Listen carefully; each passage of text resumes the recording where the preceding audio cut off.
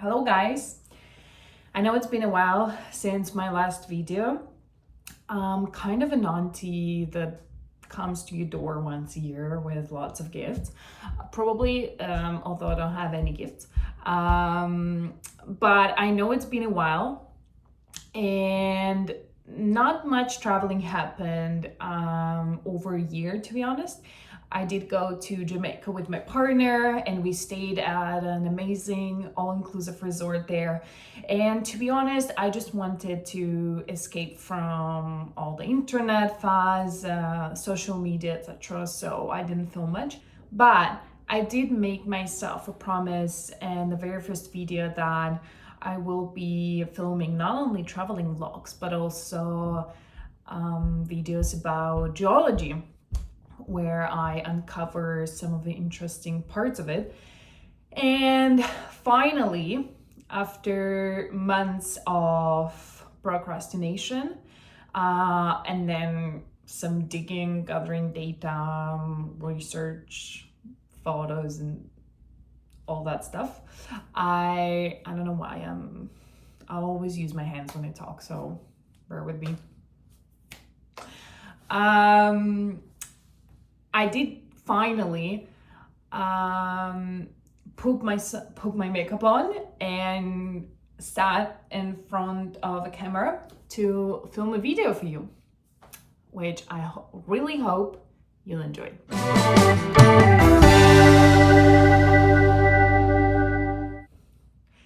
As you may know, I live in Toronto, which is a big city located in the province of Ontario in Canada. But Ontario is well known for a lot of other things, such as amazing provincial parks like Muskoka or Algonquin, but also a very majestic, famous, one-of-a-kind geological site, which you probably already guessed. It's Niagara Falls.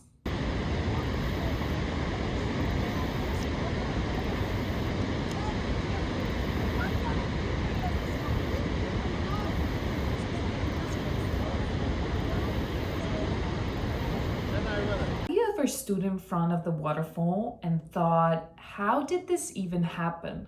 Why there is a giant drop in the middle of the river?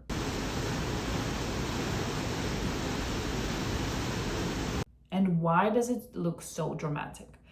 Well, let's break it down simply and without falling asleep. Behind every waterfall, there is a story of erosion, ancient landscapes, and a bit of geological drama. Waterfalls usually begin where river flows over different types of rocks. Some rocks like sandstone or shale are softer and erode faster. And some rocks like granite and dolomite are harder and hence they resist erosion. So here's what happens. The river flows along, carving into soft rock underneath it. Over time, that soft rock erodes faster than the harder rock above it. Eventually, the hard rock is left hanging like a shelf with nothing underneath it. And then it collapses. And that creates a vertical drop that we all know as waterfall. But the story doesn't stop there. The river keeps flowing, keeps eroding, and the waterfall actually starts to move as more soft rocks wear away and the hard rock continues to collapse. The waterfall gradually retreats upstream, leaving behind deep gorges and plunge pools. Niagara Falls, for example, moved over 11 kilometers over the past 12,000 years. However, every waterfall is unique and not all of them form the same way. Depending on environmental conditions and geological history of an area, there are a few main types. So the first one, called river erosion waterfall, which we just discussed, and they are the most common. River cuts through the softer rock, leaving harder rock hanging, and that creates that sort of a step effect. And Niagara Falls is a brilliant example of that. The next one is so-called tectonic waterfall. These waterfalls form where faults or tectonic uplift create a sudden change in the elevation, which forces a river to drop. And an amazing example of that one would be Victoria Falls, created along a fault in Africa. The next one is glacial waterfall. So during the Ice Age, huge glaciers carved deep U-shaped valleys. When the glaciers melted, smaller rivers flowing into the main valley ended up spilling off the edge, creating what's called a hanging valley. And an example of that would be Yosemite Fall in California. And the last type are volcanic waterfalls. So sometimes either lava flows or ancient ice dams can block rivers. The water is forced to spill over the blockage, creating temporary or even permanent waterfalls. Dry falls in Washington state were formed when a glacial lake suddenly burst through its ice dam, creating what may have been the largest waterfall in Earth's history. So let's summarize what we just talked about. A waterfall isn't just a pretty backdrop from your vacation. It's a result of erosion, especially when soft and hard rocks mix, geological shifts like faults and glaciers, and time. Lots and lots of time. Every waterfall tells a story about the Earth's surface constantly changing, reshaping, and evolving. And understanding how they form gives us a little glimpse into the slow motion forces that shape the world around us.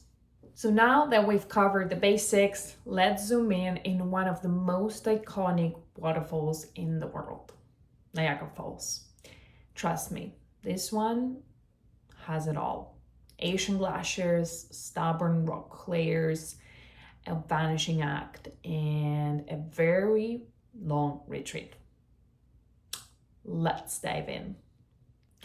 So approximately 12,000 years ago, the last great glacier, the Wisconsin ice sheet, retreated upwards across the Great Lakes region. As the ice melted, it created Great Lakes, and water sought its path northward, ultimately carving the Niagara River across the edge of the Niagara Escarpment. This escarpment consists of sea sediments, harder Silurian, dolostone, and limestone, capping softer Rochester shale and underlying Queenstown shale. So as the river cut away the shale beneath, the overlying cap rock collapsed and fell, and voila, Niagara Falls was formed and began its retreat upstream. Niagara Falls once tumbled over the area of Queenstown, Ontario, and Lewiston, New York, which is around 11 kilometers downstream from today's location. That's an average of 1 meter per year, though erosion used to be slower in the past centuries, around 1 to 1.7 meter a year. Today's retreat speed has slowed down to 30 centimeters per year, mainly thanks to human intervention, especially hydroelectric diversion. But the gorge is still growing, and the falls will continue to retreat for tens and thousands of years. About 4,200 years ago, the falls intersected a pre-glacier carved valley, St. David's Buried Gorge, which quickly emptied and carved the dramatic Niagara Whirlpool we know today. I'm not sure if you knew that, but Niagara Falls isn't just one wall of water. It's actually three waterfalls shaped by geology and time. There is Horseshoe Falls, which is the biggest and most iconic. It's curved giant U shape across the Canadian border. It plunges roughly 57 meters down and stretches nearly 700 meters across. Then there is American Falls on the US side, which is shorter and smaller and has rocks at the base thanks to centuries of fallen limestone and dolostone debris. And there is Bridal Veil Falls, the smallest of the three. It's separated from American Falls by a small land called Luna Island. It's delicate, yet it shares the same erosive origin.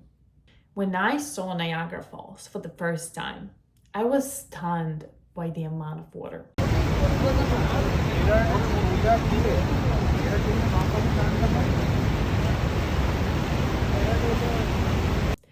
At peak flow, more than 168,000 cubic meters of water rushes every minute. That is enough to fill 68 Olympic water pools every single minute. The power of water is amazing. It has always amazed me, and what it can do to rocks and land and how it can shape our landscape. It's a constant natural force that is mesmerizing. Another instant thought I had when I saw Niagara Falls was the color, the amazing emerald green color that you notice right away. And it's not just the light or angle. The signature greenish tint of Niagara water comes actually from a so-called suspended rock flour, which are basically super fine sediments.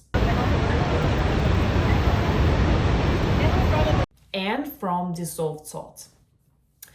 So the river actually carries about 60 tons of dissolved salts and minerals every minute. Again, 60 tons every minute. It makes falls both a waterfall and live geological laboratory. Another interesting fact about Niagara Falls is that it once stopped completely, which is really hard to believe when you see that amount of water, believe me. But in March of 1848, the unimaginable happened. Niagara Falls stopped completely. And it happened because ice jams from Lake Erie covered or blocked the river's mouth. So some locals were able to walk on the riverbed, pick up some interesting minerals and artifacts like fossils that are usually hidden underwater. But it only lasted a day. However, it showed just how sensitive and incredible Earth systems are. Even something as mighty as Niagara can be vulnerable to natural changes. Today, it's pretty common knowledge to see hydroelectrical power plant near massive waterfalls or rivers. But in the past, Niagara Falls sparked a power revolution. In the late 1800s, Nikola Tesla and George Westinghouse harnessed its power to send electricity to long distances for the very first time. Today, the falls remain a symbol of how geological features can be turned into the sustainable energy sources without losing its natural beauty. And the last fact I wanted to share with you, which you're probably heard about is that there are quite a few people who try to swim or jump from Niagara Falls, I guess survive. And in 1901, a 63-year-old school teacher named Annie Anson Taylor became the first person to survive going over the falls in a barrel. But here's a kicker to her story. She sent her cat first to test it. I guess she didn't like the guy much. But the cat survived despite her efforts getting rid of it. And Annie survived too. You probably heard me saying that 10 times already. But the reason why I love geology is because it's fascinating. And I want to tell you why I think Niagara Falls is geologically fascinating. It isn't just stunning. It's like a living science lesson that is in front of our eyes, like any other geological site, to be honest, or any other like natural formation. And here's what makes it so special. First, it shows erosion in action. Like we discussed in the beginning, the hard rock on top resists the water, but the softer rock underneath wears away faster, and that's why the falls keep moving and backward, carving out the gorge. Secondly, it's a canyon being made right now. Unlike some canyons that were formed over millions of years ago, the Niagara Gorge is actively growing. We can actually watch in real time how nature sculpts this. Thirdly, it's a leftover from Ice Age. The falls started forming as glaciers melted and lakes drained. So Niagara tells the story of how the last ice age shaped the landscape today. Then it's a system of cause and effect. As the falls move, they change the river, shift sediments, alter the energy flow, and even impact local system. It's a great example of how everything in nature is interconnected. It also uncovers hidden history. So when the falls reached the old buried gorge, they created the famous Niagara whirlpool, showing how ancient landscapes can suddenly emerge and reshape the present. And lastly, it's a balance between nature and humans.